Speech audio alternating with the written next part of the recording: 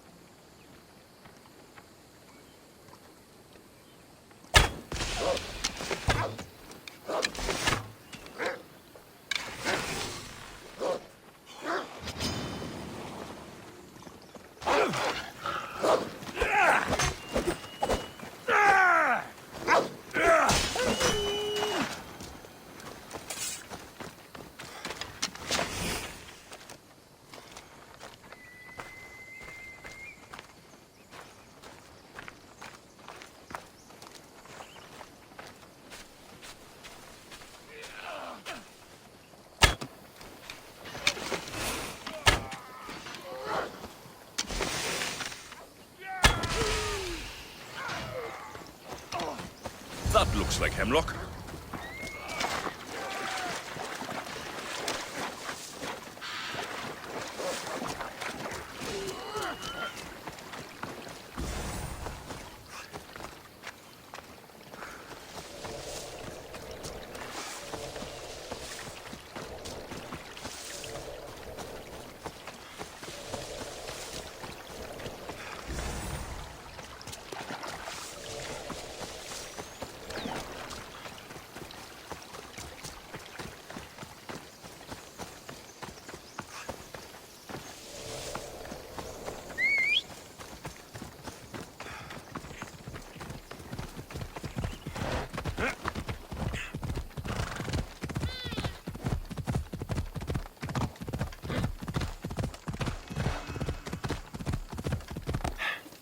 Come on!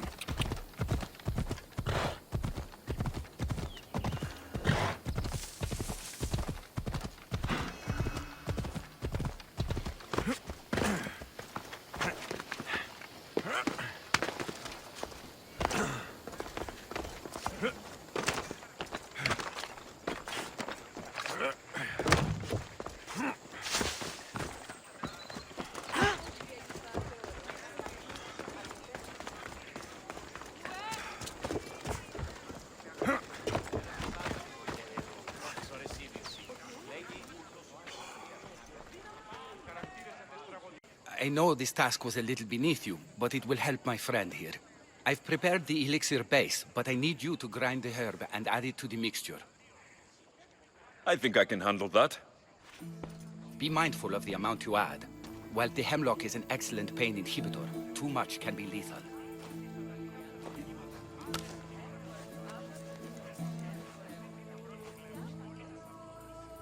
Ordered. He seems to be calmer now. The potion is working. With what I learn here, I could help many more who still have a chance at life. Good luck, Hippocrates. I hope our paths cross again in the future.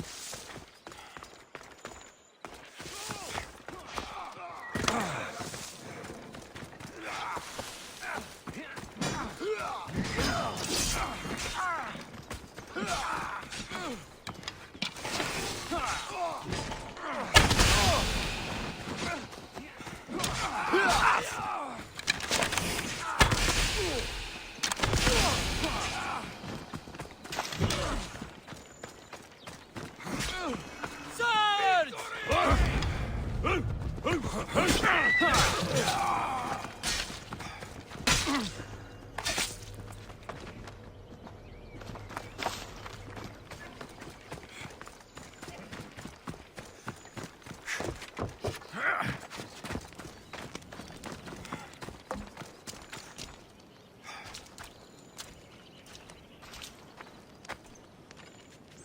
Eaglebearer has arrived.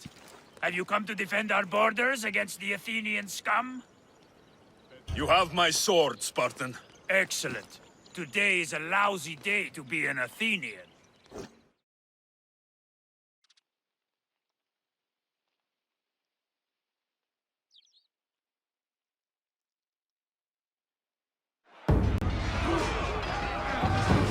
Send these Athenians to Hades!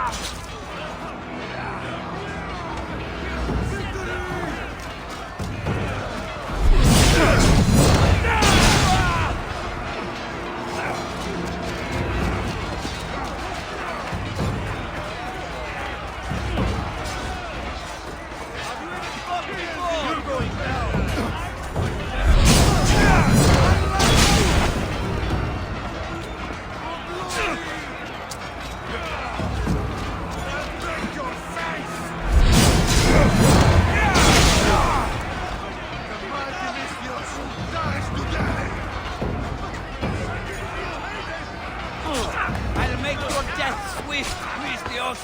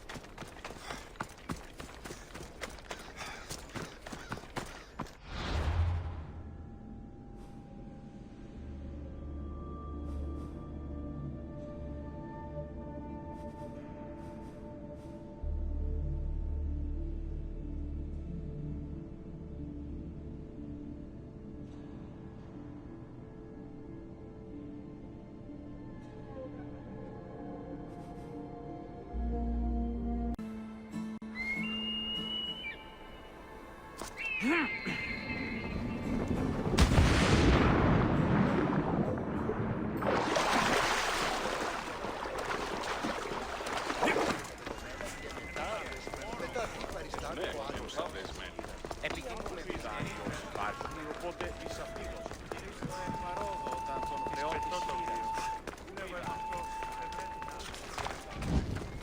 someone over there.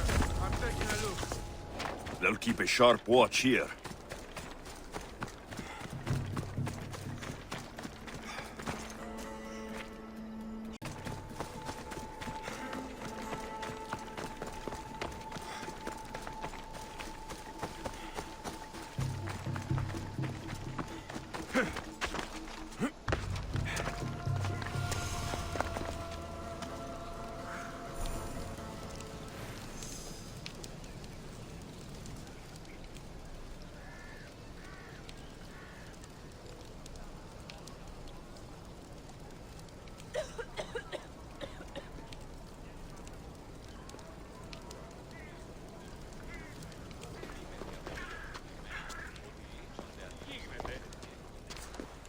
You are the Eaglebear. Wonderful. Magistrate Xanthi has spoken highly of you.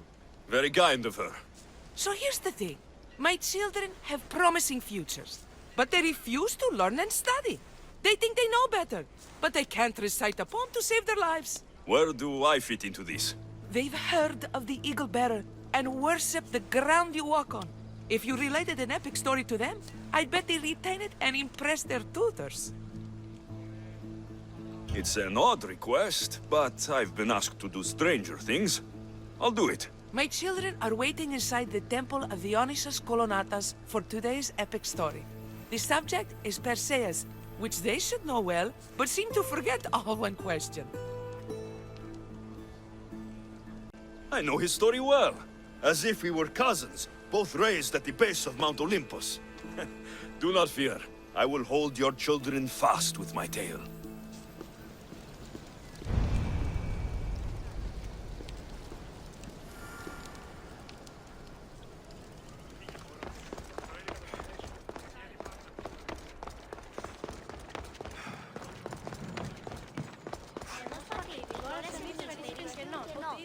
Hello, I'm... The Eaglebear.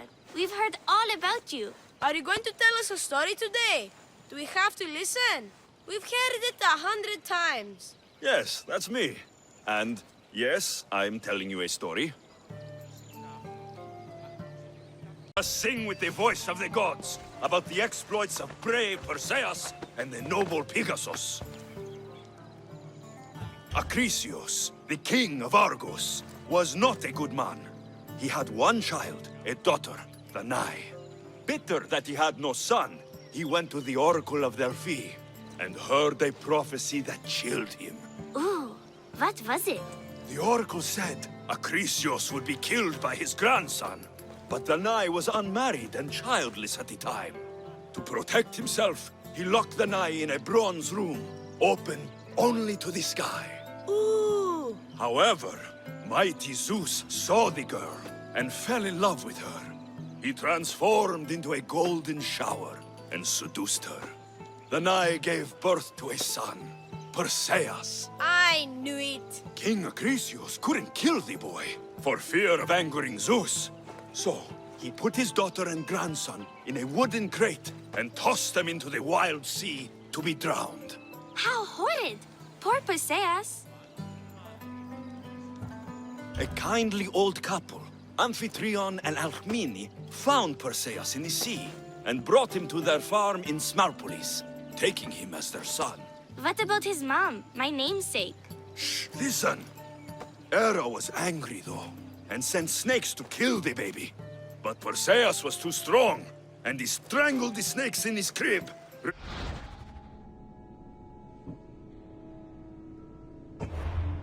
Revealing his godly nature.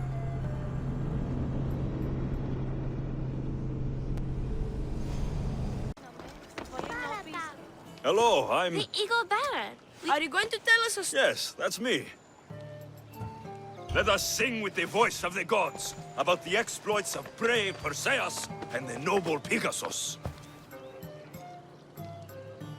Acrisius, the king of Argos, was not a good man. He had one child, a daughter, Danae. Bitter that he had no son, he went to the oracle of Delphi and heard a prophecy that chilled him. Ooh, what was it? The oracle said Acrisius would be killed by his grandson. But Danae was unmarried and childless at the time. To protect himself, he locked Danae in a bronze room, open only to the sky. Ooh! However, mighty Zeus saw the girl and fell in love with her. He transformed into a golden shower and seduced her.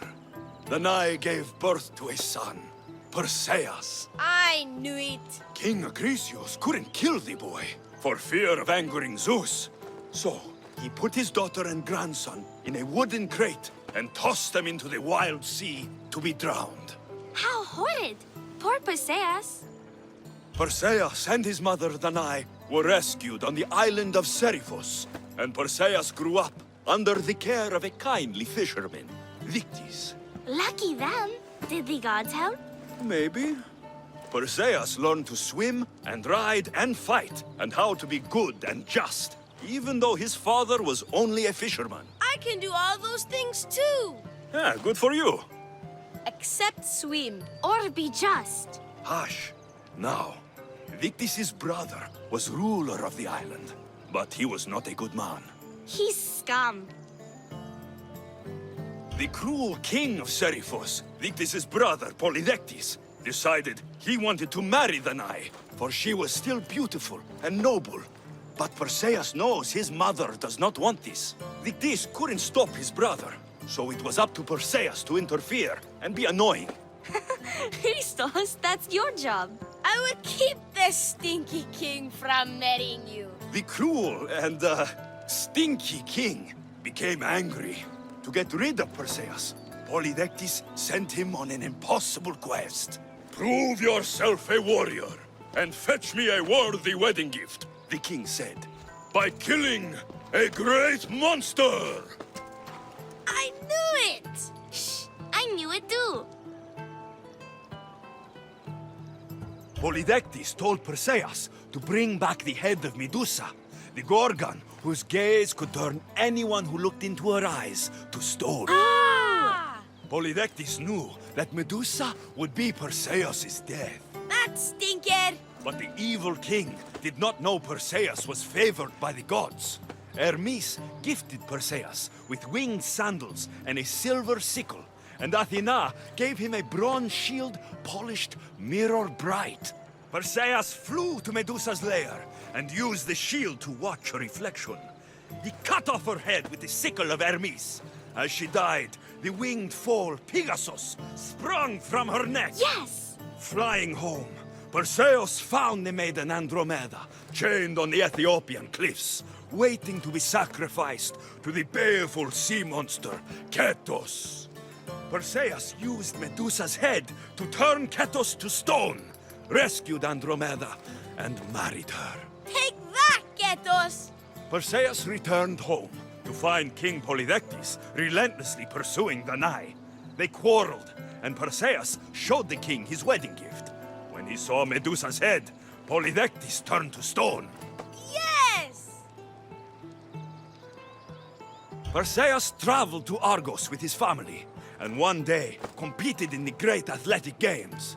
He hurled the discus, and his throw was so great that it shot into the stands and struck King Acrisius. So doing, Perseus killed his grandfather and fulfilled the prophecy. Hurrah! You can't escape your fate. In the end, Perseus and Andromeda settled in Mycenae as king and queen, and had 7 sons and 2 daughters, the Perseidae. That was a great telling of the tale. I'll never forget it. Maybe the best. I can't wait to tell all my friends. Ah, thank you. I couldn't help overhearing the end of your story. Truly inspiring, Eaglebear. Thank you. I told the story of Perseus to my tutor, and he said it was the best rendition he'd ever heard. My mother is so happy with us. I told the story of Perseus to my teacher, and he said it was the best rendition he'd ever heard. My mother is so happy with us.